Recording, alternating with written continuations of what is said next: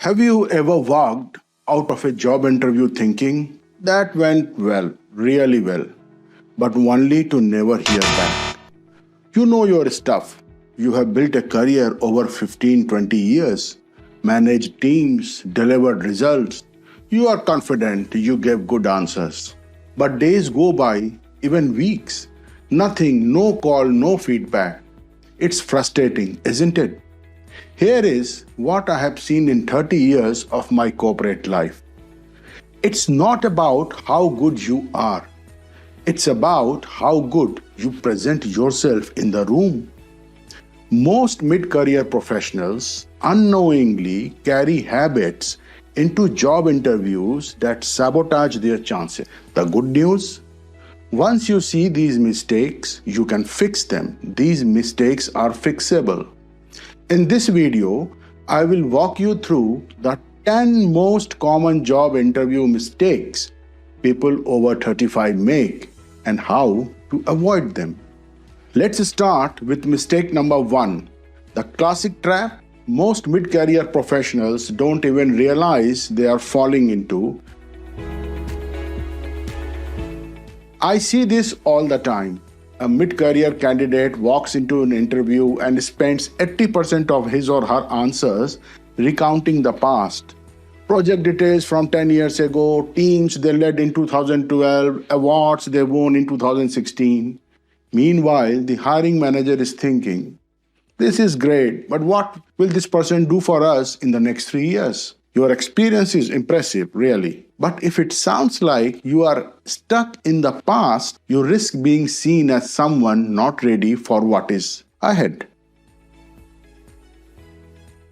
Balance your answers. Acknowledge your past, but pivot quickly to how you can leverage your past experience and create value in future for the organization. Here is an illustrative example. Having built and strengthened risk frameworks over 18 years, I now want to focus on helping organizations like yours stay ahead of evolving regulatory landscapes. If you notice, here in the example, past is a foundation, but the real weight is on future vision and alignment with the company needs.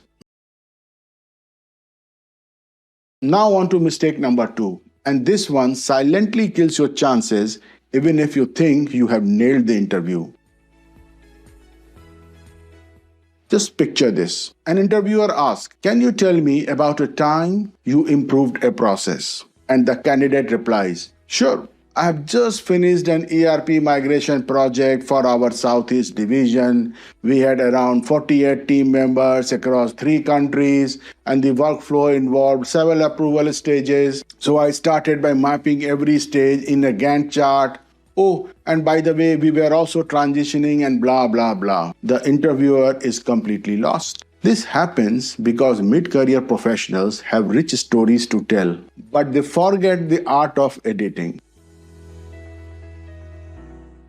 Focus on the core impact. For example, we were facing 20% project overruns. I redesigned workflows and introduced weekly stand-ups. Result? Overruns dropped to 5% in 6 months. You can see how crisp and winning is the second reply. Now let's go to mistake number 3, and trust me, this can make you sound outdated without you even knowing it. Your words create an impression of how current you are, and sometimes the language we have used for years makes us sound outdated without even realizing it. Here are some common examples. Instead of saying, I manage a team of subordinates, say, I lead a cross-functional team and coach them to success. Or, instead of saying, I prepare MIS reports for senior management, say, I design interactive dashboards and insights for leadership decisions. These small shifts signal to the interviewer this person speaks our language. Do your homework. Mirror the company language subtly. Read their LinkedIn updates, job description, annual reports to pick up what kind of terminology and language and words they use. Now I am moving to mistake number 4. This is where technical anxiety trips up even the best leaders. I have seen it. Mid-career candidates quietly dread tech-related questions. They downplay their exposure or say things like, I leave that to my team or I am more of a people person. In today's world, that's risky, very risky. Even if the role isn't technical, every leader is expected to be tech aware or rather AI aware. Position yourself as tech curious. Even if you are not techie, position yourself as tech curious. Even small examples count. For example, recently I started using ChatGPT's reasoning model to do first round of brainstorming. Or I encouraged my team to adopt collaboration tools like Teams to streamline communication. This shows you are not resisting change, you are embracing it. Now, let's move to mistake number 5. And this one is a confidence killer if you don't handle it right. Here is a common scenario. The interviewer looks at your resume and says, I notice a gap between 2019 and 2020. Could you tell me about it? And you feel your stomach tighten. You start explaining quickly. Yes, I was between roles at the time. I was actively interviewing, but nothing materialized. Actually, I didn't want to take just that any job. So I waited, but then COVID happened, and family health issues came up. By the time you finish, you have painted a picture of uncertainty, hesitation, and being a victim rather than a person who is in charge of his or her career. The truth is, by mid-career, gaps or transitions are not unusual. What matters is how you frame them. Own your journey with confidence. For example, that period allowed me to reflect on my career path and upskill. I completed a certification digital transformation and returned with sharper focus. You are not apologizing, you are showing growth and aspiration. I have a full video on how to address career gap questions in a job interview. Click on the link above or in the description box to learn how to address this dreaded question. Now moving to mistake number 6, a subtle one that might make you seem stuck in your comfort zone.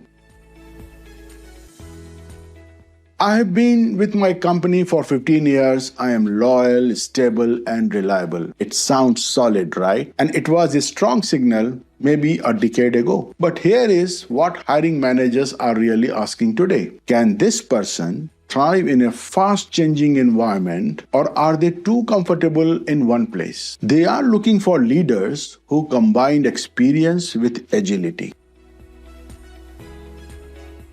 Share stories that demonstrate adaptability. For example, when our organization pivoted to digital-first operations during the pandemic, I led a 50-member team through the transition and maintained 98% productivity. This reframes stability as anchored agility, a highly desirable trait that recruiters are looking for in a senior candidate.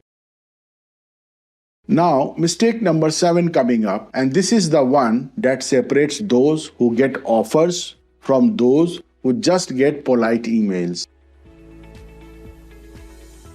Many mid-career professionals think, I have technical skills and experience, that's enough. But hiring isn't about competence, it's also about chemistry. Teams want someone who fits in their rhythm, shares their value, and complements their energy. Imagine an interviewer wondering, will this person collaborate well? Can they inspire younger team members? Research the company's culture, then reflect it in your responses. For example, I thrive in environments where teams brainstorm openly, challenge ideas respectfully, and work toward shared goals. This signals that you are not just skilled, you are also someone they would want to work with daily. Now let's talk about mistake number 8. It's where most people's storytelling falls flat. Let me paint you a scene. The interviewer leans forwards and asks, "Can you tell me about a time when you disagreed with your boss and how you handled it?" You freeze. Your mind races. Disagreed? Well, should I admit and share a disagreement? What if they think I am a difficult person to work with? So you give a safe, vague answer like, "I have always tried to maintain good relationship with my managers. I believe in open communication, so disagreement never arise." The interviewer smiles politely but silently ticks the mental box. The candidate was not willing to answer the question. This is where many mid career professionals falter. They are caught off guard because behavioral questions feel uncomfortable to answer. But here is the thing, these questions are not a trap. They are actually opportunity for you and opportunity for the interviewer to know each other. They help the interviewer see your judgment, emotional intelligence, and problem solving in action. Prepare in advance. Write down 4 or 5 real stories from your career, challenges, conflicts, success, failures. Then structure them using the STAR method. For example, in 2018, I was leading a project where two senior team members clashed over resource allocation. This was the situation, right? Now let's go to task. As project head, I needed to resolve it quickly. That was the task. And now, what action? I arranged a joint session where each presented their case and we collaboratively designed a comprehensive plan. And now, result. The project stayed on track and both team members felt heard and respected. See how specific and reassuring that sounds. It gives the interviewer a clear picture of how you operate under pressure. For more details on STAR method, please watch my video on it. The link is given above and in the description box. And now let's move to mistake number 9, where a polite answer here could actually cost you the job offer without you even realizing it. The interview is wrapping up. The hiring manager smiles and says, "Do you have any question for us?" And you reply, "No, I think you have covered everything. Thanks a lot for your time." It sounds respectful, but what the interviewer hears is, "This candidate is not that interested in us." Here is the truth most people don't realize. When you ask thoughtful questions at the end, you do two things. You signal curiosity and engagement, and you subtly position yourself as someone thinking like an insider already. Always have 2 3 questions ready. Some powerful ones like, what qualities do your top performers here share? What are the biggest challenges this team is working on right now? These are not just questions, they are your chance to create a mini dialogue and leave them picturing you in the role. For more details on this topic, that is, what questions to ask at the end of the interview, I have created a video. Please find the link above and in the description box. Finally, we arrive at mistake number 10, the big one that makes even senior professionals sound like they are not ready for leadership. You have spent 15, maybe 20 years building your career. Your resume is packed with achievements. You think, surely my track record speaks for itself. They will see my work. But here is what actually happens. The interviewer scans your CV, nods, and asks, "Tell me about yourself." And you give a chronological narration. For example, I started in 2003 as a management trainee, then I became a senior analyst. In 2011, I moved to company X as a manager. 10 minutes later, they know your history, but they have no sense of your leadership presence, your energy, and your vision for the future. This is where mid career professionals unintentionally undersell themselves. Don't just narrate your past, demonstrate who you are today and what you bring to the table tomorrow. For example, across my 18 years in operations and strategy, I have developed a knack for spotting inefficiencies and leading transformations. At my last role, I helped reduce cost by 15% within a year. I am now excited to bring that expertise to drive innovation in your supply chain team. Notice how this is concise, confident, and forward looking. It leaves the interviewer thinking, this is a leader ready for bigger things. There you have it, 10 silent career killers and how to fix them. The mid career interview is a different game. It's less about proving you can do the job and more about showing you are ready for the future. Start applying these fixes today. The difference in your next interview will surprise you. If you find value in this video, please subscribe and tap the bell icon. In the next episode, we will tackle salary negotiation, why you deserve more, and how to ask. Do not miss it. This is Rajul Kumar. Stay sharp, stay focused, and never stop building the career you truly deserve.